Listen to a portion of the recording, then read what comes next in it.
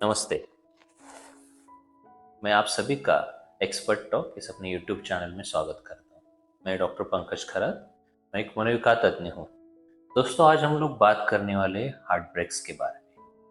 Heart breaks होते हैं, हम लोग डेली उसको देखते हैं, मुझे क्लाइंट्स भी बहुत सारे मिलते हैं उसके बारे में। इन हार्ट ब्रेक्स को हैंडल कैसे किया जाए? तो देखिए, हार्ट ब्रेक आमतौर पे जो मुझे क्लाइंट्स मिलते हैं, तो उनका रिएक्शन कैसे होता है हार्ट ब्रेक का। जब भी वो मुझे मिलते हैं, आमतौर पे कोई रोते रोते आते हैं, कोई इतना एंग्शियस होते हैं कि समझ में नहीं आ रहा है क्या करूं, नींद नहीं आ रही है, अ, दिन भर रात भर उसी के बारे में सोचता रहता हूँ, उन्हीं एक्टिविटीज़ के बारे में, उनकी यादों के बारे में सोचते रहता हूँ। समझ में नहीं आ रहा है मेरा फ्यूचर है कि नहीं, समझ में नहीं आ रहा है कल उठ के सुबह उठने के बाद करूँ भी क्या, मैं क्या करूँ, क्योंकि आपकी हर एक चीज़, आपका हर एक रूटीन उनसे जुड़ा होता है। और अचानक से अगर वो टूट जाता है, रिलेशनशिप ब्रेक हो जाता है, तो आपको समझ में नहीं आता है कि करे क्या। तो ये सारे सिम्टम्स लेके या फिर ये सारे कंप्लेंट्स लेके मेरे पास क्लाइंट्स आते हैं। देखिए, क्लाइंट्स सिर्फ हमारे पास ही आते हैं, ब्रेकअप सिर्फ हमें ही लोग मिलते हैं ऐसा नहीं। आप लोगों को भी बहुत सारे अपने दोस्त, आपके कलीग्स, आपने डेफिनेटली उनको देखा होगा कि ब्रेकअप के बाद उनकी कैसे हालत होती है। तो इन ब्रेकअप्स के बारे में हम लोग आज थोड़ा बात करें, उनको कैसे अच्छे से हम लोग हैंडल कर सकते हैं। देखिए, सबसे पहला पॉइंट ये आता है, पहली बात ये आती है कि हमेशा ये याद रखिए कि कोई भी ब्रेकअप हो, वो बहुत ज़्यादा आपको डिस्टर्ब करता है, बहुत हार्ड होता है वो, उसको हैंडल करना। तो ये हमेशा एक्नॉलेज कीजिए। बहुत सारे लोग ऐसे होते हैं कि नहीं ठीक है, मैं तो वो इजीली हैंडल कर लूँगा, ऐसा कुछ नहीं है, इतना क्या होता है, मैं तो मतलब ऐसे दिखाएंगे कि मैं बहुत अच्छे से हैंडल कर रहा हूँ, लेकिन साइकोलॉजिकली, इमोशनली उनमें एक टर्मोइल शुरू रहता है। दिमाग में इतनी सारी बातें चलती रहती है, इतने सारे मेमोरीज, फ्लैशबैक्स रहते हैं कि वो दिन भर कुछ कर नहीं पाते। तो देखिए, पहले ये खुद से समझाइए, खुद को समझाइए कि ये अच्छे से हैंडल करने के लिए हमें थोड़ा कोपिंग स्ट्रैटेजीज, थोड़ा बाकी थोड़ी चीज़ों में हमें ध्यान रखना है। तो एक्नॉलेज कीजिए कि ये हार्ड होता है, ठीक है। सबसे महत्वपूर्ण बात ये हार्ड क्यों होता है?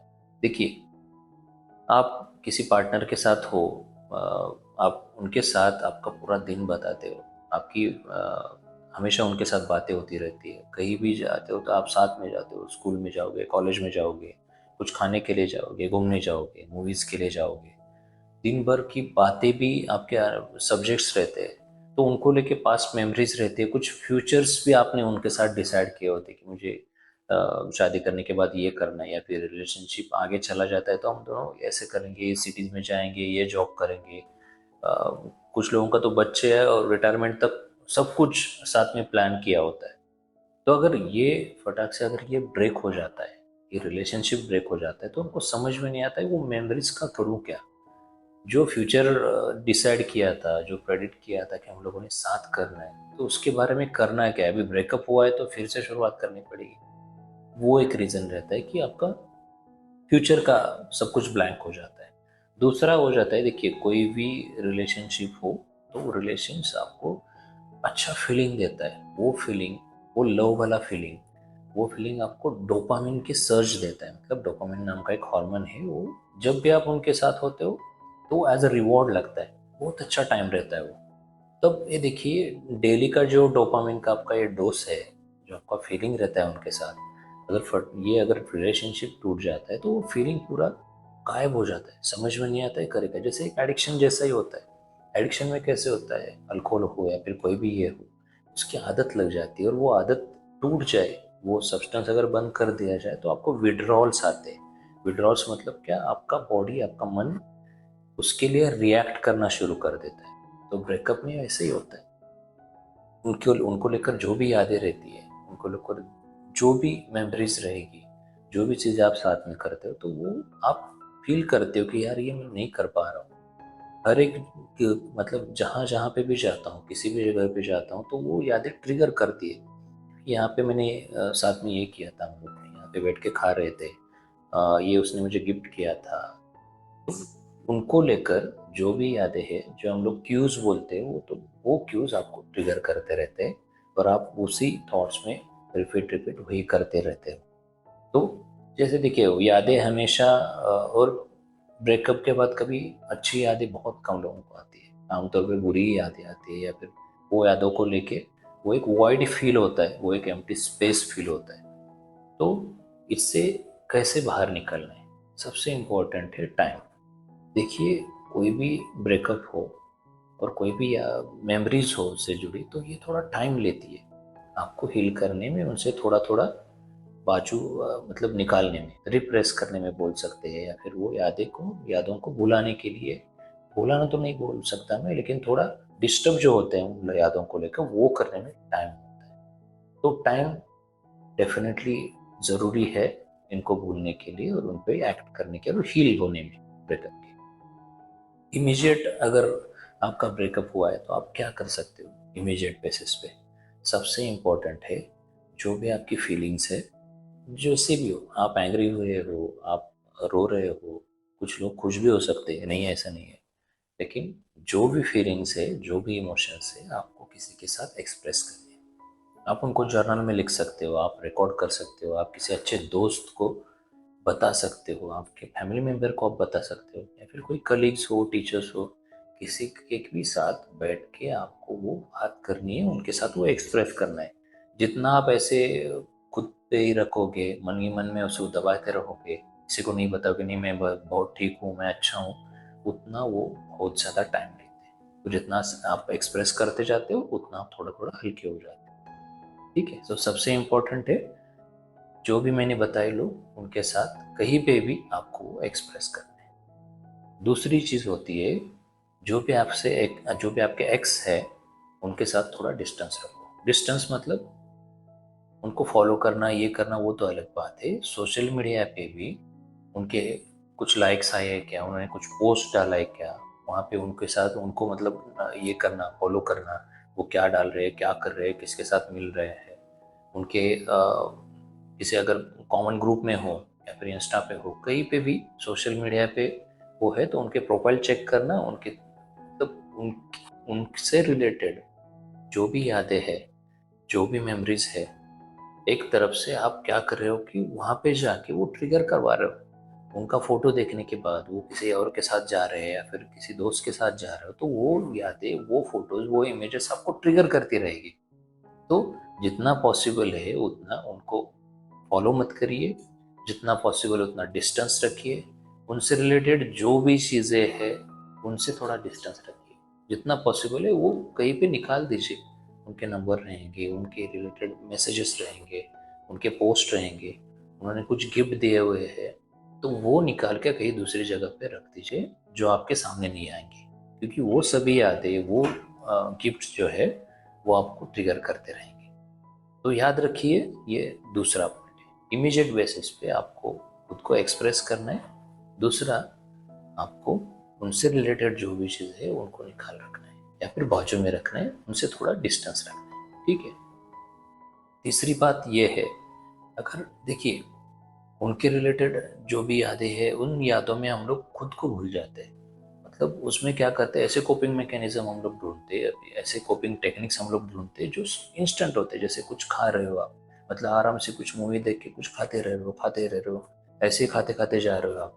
कुछ कोई आइसक्रीम खा रहा है, कोई चॉकलेट खा रहा है, 2 हफ्ते हो गए, 1 महीना हो गया, 2 महीना हो गया, बस खा रहा है बैठ रहा है, खा रहा है बैठ रहा है। सेल्फ केयर करना, थोड़ा सेल्फ सेल्फ पे थोड़ा ध्यान देना, अपने मन पे, अपने बॉडी पे, ये बहुत इंपॉर्टेंट है।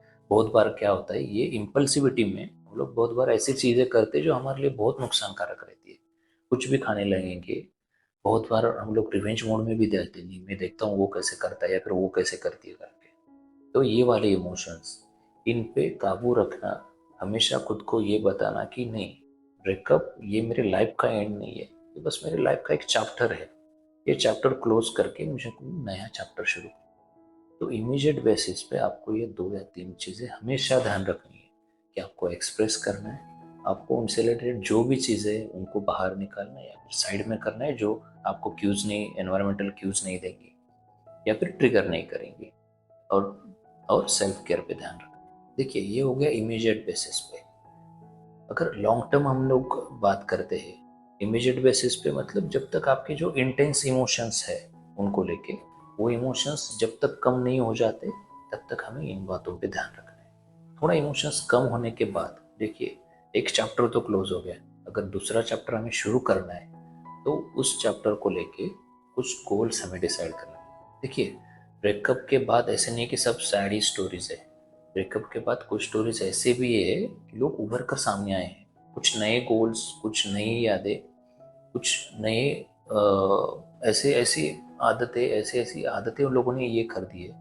कुछ लोग जिम ज्वाइन करते हैं, कुछ लोग कुछ हॉबीज ये करते हैं, कुछ लोग नए स्किल्स पे ध्यान रख ये करते हैं। तो रिवेंज मोड में जाने से अच्छा है उनको पीछे छोड़ के थोड़ा अपने पे काम करो। बहुत बार ये याद रखो कि उस रिलेशनशिप में थोड़ा ये रेट्रोस्पेक्ट करो कि उस रिलेशनशिप में रहते आपने कुछ अपनी हॉबीज छोड़ दी है। जो किसी को गाना अच्छा लगता था वो छोड़ दिया है, किसी को कुछ गेम अच्छा लगता है वो किसी ने छोड़ दिया हुआ है, कुछ ऐसा स्किल है जो आपने उनके साथ रहते रहते छोड़ दिया है। अगेन थोड़ा वो रीडेवलप करना, रीस्टार्ट कर लीजिए उसको।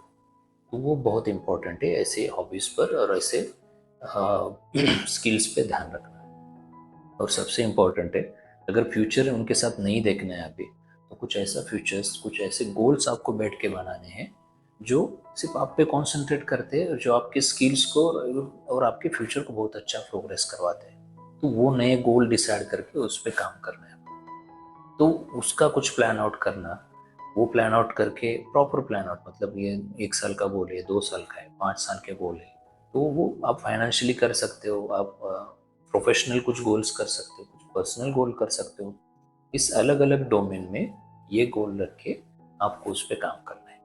देखिए, ये ब्रेकअप एक हम लोग मानते हैं कोई आदमी हमारे लाइफ से निकल गया, ठीक है, लेकिन ये कुछ ऐसे होता है कि जैसे किसी की डेथ हो जाती है, तो डेथ के बाद उनके रिलेटिव्स, उनके कलीग्स, जो नियर बाय लोग रहते हैं, ये उस डेथ के बाद कैसे रिएक्ट करते हैं, उनकी टिपिकल स्टेजेस रहते हैं, उसके हिसाब से ब्रेकअप के बाद भी कोई भी पार्टनर हो तो वो रिएक्ट करता है। जैसे देखिए, पहले आमतौर पे रिएक्शन क्या रहता है डेथ के बाद? डिनाइल का रहता है, मतलब एकदम नॉर्मल से सब कुछ व्यवहार करेंगे कि कुछ हुआ ही नहीं है हमारी लाइफ में।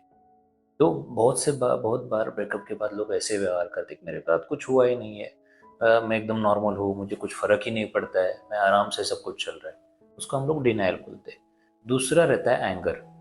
एंगर मतलब गुस्सा हो जाएंगे, मतलब इसने ऐसे क्यों किया, ऐसे नहीं होना चाहिए था, भगवान मेरे साथ ये ऐसा क्यों कर रहा है, ऐसे नहीं होना चाहिए था, ये इसकी गलती है, उसकी गलती है। ये जो एंगर है, ये एंगर वाला स्टेज दूसरा रहता है। अब तीसरा रहता है बार्गेनिंग वाला। बार्गेनिंग वाला मतलब ये पार्टनर के बारे में, रिलेटिव्स के साथ, अपने दोस्तों के साथ बोले नहीं उसको बोलो, मैं उसके लिए ये करूँगा, उसके लिए वो करूँगा, नहीं वो आना ही चाहिए इधर, या फिर वो आनी ही चाहिए मेरे साथ, ऐसा नहीं होना चाहिए। तो ये वाला हम लोग बोलते हैं बार्गेनिंग। चौथा रहता है डिप्रेशन वाला। डिप्रेशन वाला मतलब एकदम इंटेंस और सैड मूड हो जाता है उसके बाद, मतलब पता चल जाता है कुछ बार्गेनिंग करके कुछ फायदा नहीं है, वो वापस तो नहीं आने वाली है सब। ये एक्सेप्टेंस से पहला, एक्सेप्टेंस इसका लास्ट स्टेज है। उससे पहले वाला स्टेज होता है कि एकदम सैड हो जाता है, और उसके बाद जो लास्ट स्टेज होता है वो एक्सेप्टेंस, क्या एक्सेप्ट कर लेते कि नहीं अभी इनके बिना ही हमें अपनी अंत, मतलब आगे वाली जो भी लाइफ है वो हमें जीनी है।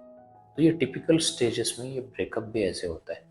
तो हमें ये पता होना चाहिए, हमारे as a colleague, as a relative, या फिर हमारे कोई भी रिश्तेदार हो, तो हमें भी ये पता होना चाहिए कि ये बहुत बार किसी डेथ के बाद जो स्टेजेस होते हैं वैसे वाले ही स्टेजेस होते हैं। तो ये हर एक स्टेज में उनको हमें हैंडल करना आना चाहिए। हमें खुद को भी पता होना चाहिए कि ये स्टेजेस बहुत बार होते हैं और मैं इसी स्टेजेस से जाना हूँ। देखिए, ये सब बताने के लिए मैं ये क्यों बता रहा हूँ, ये स्टेजेस, हर एक स्टेज में आपको पेशेंस रखने होते हैं, और इसमें टाइम एकमात्र ऐसी चीज़ है जो आपको हीलिंग करने में हेल्प करती है। हमने कुछ इमीडिएट स्टेप्स इसके बारे में डिस्कस किए थे पहले, और कुछ लॉन्ग टर्म डिस्कस किए थे। इमीडिएट में जैसे हम लोगों ने डिस्कस किया था कि आपको एक्सप्रेस करना है, आपके नियर बाय जो भी है, जिसके साथ आप कंफर्टेबल हो उनको एक्सप्रेस करना है। दूसरा हम लोगों ने एक्सप्रेस किया, हम लोगों ने डिस्कस किया था कि एक्सप्रेशन के बाद जो भी आपका पार्टनर है उससे थोड़ा दूर रहें, मतलब उनके रिलेटेड जो भी चीज़ है, जो भी यादें है, जो भी उन्होंने दिए हुए थिंग्स है, या फिर कुछ भी हो, तो उनके फ़ोटोज़ है, उनके रिलेटेड कुछ वीडियोज़ है, कुछ बहुत सारी जगहों पे किए हुए पोस्ट है, सोशल मीडिया पे किए हुए, तो उनसे दूर रहना है, उनको फॉलो नहीं करना है, ताकि उनसे रिलेटेड जो भी ट्रिगर्स है, उनके रिलेटेड जो भी क्यूज़ है, वो आपको ट्रिगर नहीं करेंगे। तो वो दूसरी बात है। और तीसरा था सेल्फ केयर। अपने आप पे ध्यान रखिए। इस रिवेंज मोड में जाके या फिर इम्पल्सिव होके कुछ करना नहीं है, जिससे हमारा ही नुकसान हो जाए। और लॉन्ग टर्म में अगर थोड़ा इंटेंस फेज से हम लोग जब बाहर आते हैं, तो हमारे फ्यूचर गोल्स के बारे में हमें सोचना है, उनके बारे में डिसाइड करके उसके साथ उस ये नया दौर है, नया चैप्टर है, ऐसा सोच के हमें आगे बढ़ना है। देखिए, ये हमेशा याद रखिए, ब्रेकअप डेफिनेटली बहुत बड़ा असर करता है हम पे। जैसे मैंने पहले बताया था कि वो एक अपनी आइडेंटिटी ही हमसे दूर जा रही होती है। तो खुद की आइडेंटिटी हमें बनाना है, उस पर काम करना है। तो ब्रेकअप के बाद हम लोग किसी दूसरे का ब्रेकअप हो, खुद का ब्रेकअप हो, अगर ये चीज़ें अच्छे से फॉलो करते हैं, ये कॉपिंग स्ट्रैटेजीज अगर हम लोग यूज़ करते हैं, तो डेफिनेटली जो भी हमें टाइम लगता है हीलिंग के लिए, वो टाइम अपना आसान हो जाएगा और वो डेफिनेटली हमें हील कर पाएगा। ठीक है। Thank you.